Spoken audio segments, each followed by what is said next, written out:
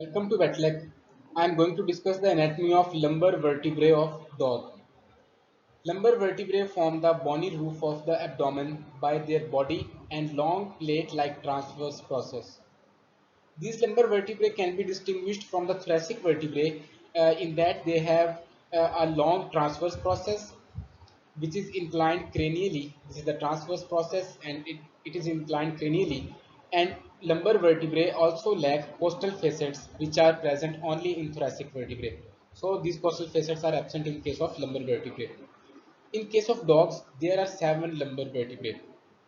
So let's discuss each part of the lumbar vertebrae in a detail. This is the caudal aspect of lumbar vertebrae.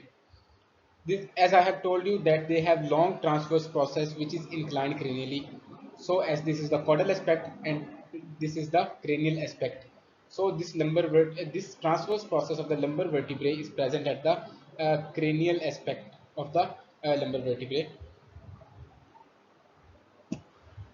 The other feature is the spinous process. This is the spinous process, and as you can see that this spinous process is in the form of quadrilateral plate. If we talk about the body of lumbar vertebrae, then the body of these vertebrae is long and compressed dorso-ventrally. So it is compressed dorso-ventrally and contains two extremities. One is the extremitus caudalis. This is the extremitus caudalis, and at the cranial end, uh, there is extremitus cranialis, which is much similar in shape to this extremitus caudalis. These caudal and cranial extremities help in the attachment with the intervertebral disc. The caudal extremity of last lumbar vertebra articulates with the sacrum. Now the other feature in the lumbar vertebrae is the articular process, which is well developed. Total there are 4 articular processes in the lumbar vertebrae. Uh, 2 articular processes are present at the caudal aspect. These are caudal articular processes, and similarly 2 articular processes are present at the cranial aspect. This is the cranial articular process. This is also the cranial articular process. As you can see here that the caudal articular process uh, is present ventrally, and it is present at the base of spinous process, as this is the spinous process and this is the articular process. So it is this articular process is present at the base of this spinous process, and you can see that the facet of this articular process faces ventrally. Here the facet of this articular process is present. So we can say that this caudal articular process faces ventrally and it is present at the base of spinous process. If we talk about the cranial articular process, then it faces dorsomedially. The facet of this articular process faces dorsomedially. This is the facet of cranial articular process, and as you can see that it is directed dorsally and somewhat medially. So it faces dorsomedially, and on the cranial aspect of this lumbar vertebra, this cranial articular process is present.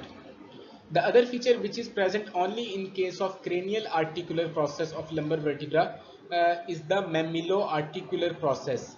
This small ridge-like structure is the mamilo-articular process.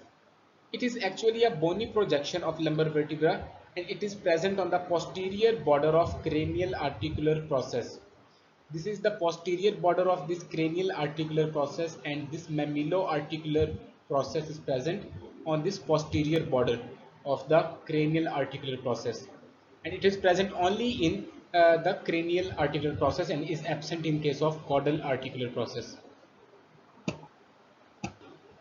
Like other vertebrae, in case of lumbar vertebra, 4 notches are present, out of which 2 notches are present caudally while remaining 2 are present cranially.